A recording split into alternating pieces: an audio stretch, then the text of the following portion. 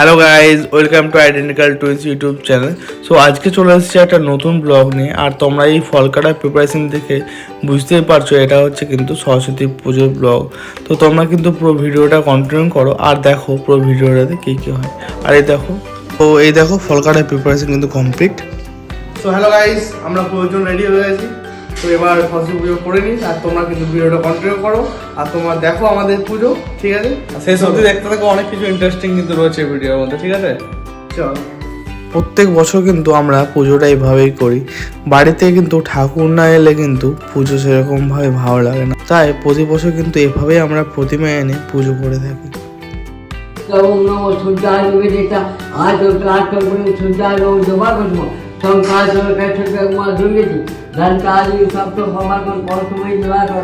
ओम दाय उत्तम मई सर्वचट गिरिव चारु चंद्र भूतान सब रत्नाकर भूतलांग परसुमी गवरा विचेत साई सात उदयगिरी तिमुसाग।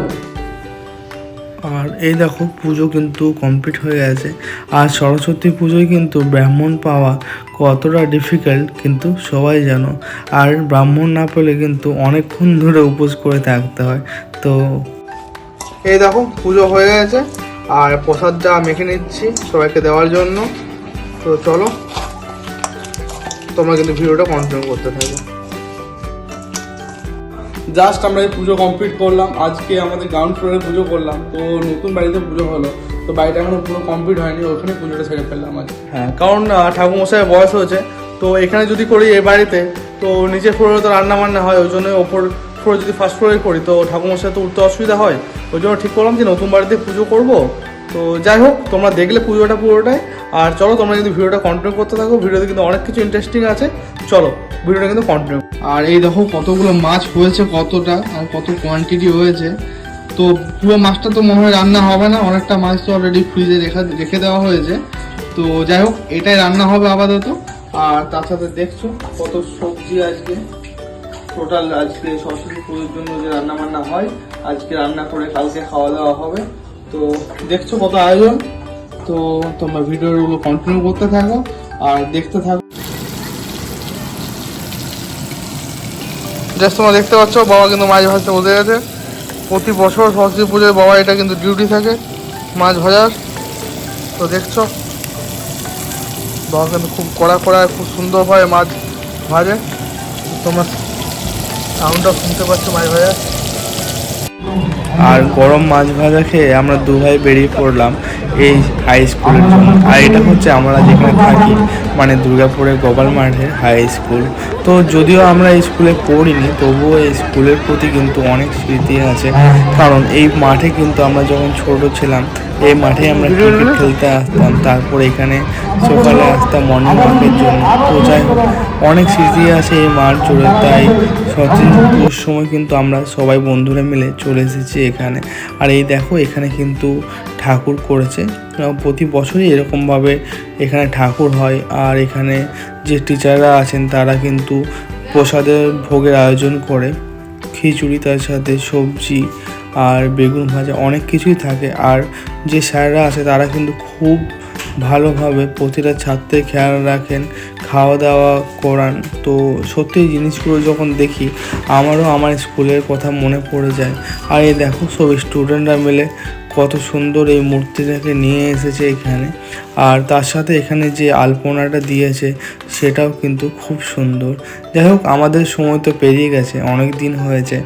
তো যাই হোক, এই জিনিসগুলো যখন দেখি যে ছোট ছোট বাচ্চারা পাঞ্জাবি পরে আসে, তো সেটা দেখেও খুব ইমোশনাল হয়ে পড়ি। আর এখানে কিন্তু এই দেখো চিত্র প্রদর্শনী হচ্ছিল। তো এই স্কুলের যে ছাত্রছাত্রীরা আছে তারাই কিন্তু এখানে সব চিত্র অঙ্কন করেছে। আর সত্যি কিন্তু অসাধারণ সব ছবি এঁকেছে। আমি হয়তো ছোটোবেলায় এত সুন্দর ওদের মতো ছবি আঁকতে পারতাম না। তাও একটা জিনিস ভালো লাগলো যে সত্যি আমাদের পরবর্তী প্রজন্ম কিন্তু আমাদের থেকেও অনেক অ্যাডভান্স হয়ে গেছে। আর আমি সত্যি কুর্নিশ জানাতে চাই এই স্কুলের প্রতিটা শিক্ষক শিক্ষিকাদের, কারণ তারা এত বড় উদ্যোগ নিয়েছেন এবং প্রতিটা ছাত্রছাত্রীরাই পার্টিসিপেট করেছে এই চিত্র প্রদর্শনীতে। আর এই যে দেখতে পাচ্ছ আমরা সকল বন্ধুরা মিলে এখানে বসে একটু গল্প মজা করছিলাম, কারণ এরকম সুযোগ তো প্রত্যেক দিন হয়ে ওঠে না। আর পুজোর সময় সবাই যখন একসাথে থাকি তখন নিজেদের মধ্যে গল্প আড্ডা মজা হয়ে থাকে। সো খুব একটা ভালো সময় আমরা সবাই মিলে স্পেন্ড করছিলাম। আর ঠিক তারপরে খিচুড়ি ভোগ খাওয়ার জন্য। তো যাই হোক, এই দেখতে পাচ্ছ এখানে কিন্তু সত্যি বিশাল আয়োজন করেছিল, চেয়ার টেবিল অ্যান্ড এখানে যে শিক্ষক শিক্ষিকারা আছেন তারা কিন্তু প্রতিটা জিনিস কিন্তু দেখাশুনো করছিলেন যে প্রতিটা ছাত্রছাত্রীরা ঠিকমতো সব খাবার দাবার পাচ্ছে না। তো ওই জিনিসটা দেখে সত্যি আমার খুব ভালো লাগলো। আর এই দেখো আমাদের পাতে চলে এসেছে গরম গরম বেগুনি। তো সত্যি সরস্বতী পুজোতে কিন্তু ভোগ খাওয়ার মজাই আলাদা। তো তোমরা সবাই অবশ্যই কমেন্ট করে জানিও কে কে তোমাদের স্কুলে গেছিলে আর সরস্বতী পুজোয় ভোগ খেয়েছো। তো আমার কিন্তু এই খিচুড়ি ভোগ খেতে খুবই সুন্দর লাগে। আর সত্যি সরস্বতী পুজো মানে হাসি মজা ঠাট্টা আর সব পুরনো বন্ধুরা একসাথে দেখা করা আর সবাই মিলে পাঞ্জাবি পরে পুরনো স্কুলে আসা। তো তোমরা কারা কারা নিজেদের পুরনো স্কুলে গেছিলে অবশ্যই কিন্তু আমাদেরকে কমেন্টে জানাও। আমি কিন্তু এই খিচুড়ি ভোগটা খুবই এনজয় করছিলাম। আর তার সাথে এখানে কিন্তু ছিল পাঁচমিশালি একটা সবজি। তো সত্যি কিন্তু এখানে কোনো রকম কিন্তু আয়োজনের কমতি ছিল না শিক্ষকদের তরফ থেকে। আর তারা কিন্তু খাবার শেষেও জিজ্ঞেস করেছেন যে সবাই পেট ভরে খেয়েছে কি না। তো যাই হোক, আমরা কিন্তু ভোগ খেয়ে বেরিয়ে পড়লাম আবার বাড়ির জন্য। তো তোমরা এখানে দেখতে পাচ্ছ এখানে বর্তমান স্টুডেন্ট যারা আছে আর প্রাক্তনীরা যারা আছে সবাই কিন্তু এই স্কুলে এসেছে। আমি কিন্তু সরস্বতী পুজোর দিনে কোনো ছুটি নিইনি, কারণ ওয়ার্ক ফ্রম হোম তো ওই জন্যই বাড়ি চলে যাচ্ছে, কারণ কাজ সেরে আবার একটু বেরোবো সন্ধ্যাবেলায়। তো তোমরা কিন্তু ভিডিওটা কন্টিনিউ করো আর দেখতে থাকো যে আমরা কোথায় যাচ্ছি।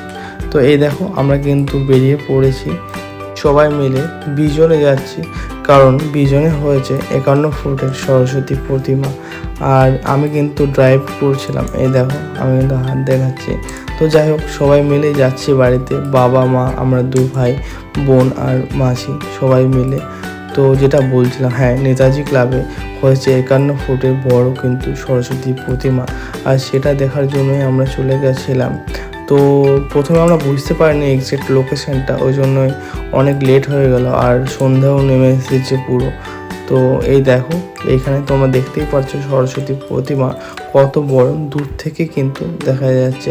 তবে এই জায়গাটা ঢুকে আমার যেটা মনে হলো যে প্রতিমা সত্যি অনেকটা বড়, যেটা বলেছে সেটাই 51 ফুটের প্রতিমা কিন্তু এখানে করেছে। একটা জিনিস আমার যেটা কমতি লাগলো এখানে, আমার মনে হয় এখানে যদি একটু লাইটিংয়ের কাজ করতো আরও বেটার হতো, কারণ এত বড় একটা প্রতিমা করে একটু লাইটিংটা কম হয়ে গেছে। তো যাই হোক, সেটা ওনারা হয়তো পরের বছর থেকে জিনিসগুলোকে আরও আপডেট করবেন। তবে যে এই সরস্বতী প্রতিমাটা আছে 51 ফুটের, এটা আমার মনে হয় আমাদের পশ্চিমবঙ্গের প্রথম, কারণ আমাদের পশ্চিমবঙ্গে কিন্তু এত বড় সরস্বতী প্রতিমা এর আগে কোথাও আশা করে হয়নি।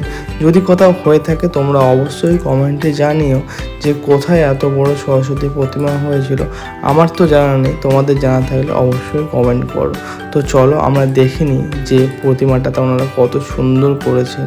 আর এই দেখো সত্যি প্রতিমাটা খুবই বড়, আর সত্যি এত বড় একটা প্রতিমা বানাতেও কিন্তু অনেক কড়া পরিশ্রমের কিন্তু ফল এত বড় একটা প্রতিমা।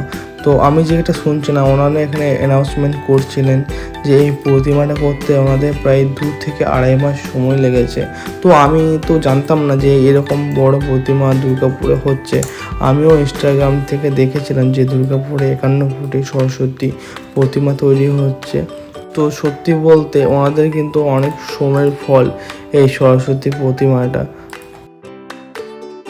মেলার সামনে ফাঁকা পার্কিং এরিয়া আছে, কোনো পার্কিং। তারপর আমরা বেরিয়ে পড়লাম আবার বাড়ির জন্য। তো তার আগে মা বললো যে খিদে পেয়েছে, তো ওই জন্যই মাকে বললাম যে ঠিক আছে খিদে পেয়েছে চলো তাহলে আমরা একটু চাইনিজই খাবো। আর আমরা যারা দুর্গাপুরে থাকি তারা জানি যে চাইনিজ আইটেমে সব থেকে ভালো জায়গা হচ্ছে হস্টেল এভিনিউ। তো আমরা চলে গেলাম হস্টেল এভিনিউতে। তো এখানে আমরা নিয়ে নিয়েছিলাম ফ্রাইড চিকেন মোমো। তো চলো আমি চিকেন মোমোটা এনজয় করি, আর তোমরা অবশ্যই আমাদেরকে কমেন্টে জানিও যে তোমাদের আমাদের ব্লগগুলো কীরকম লাগছে। আর অবশ্যই কিন্তু ব্লগটা শেয়ার করো, লাইক করো, কমেন্ট করো, আর অবশ্যই সাবস্ক্রাইব করো আমাদের ইউটিউব চ্যানেল আইডেন্টিক্যাল টুইন্স। আর ফেসবুক থেকে দেখলে আমাদের পেজটাকে ফলো করে দিও।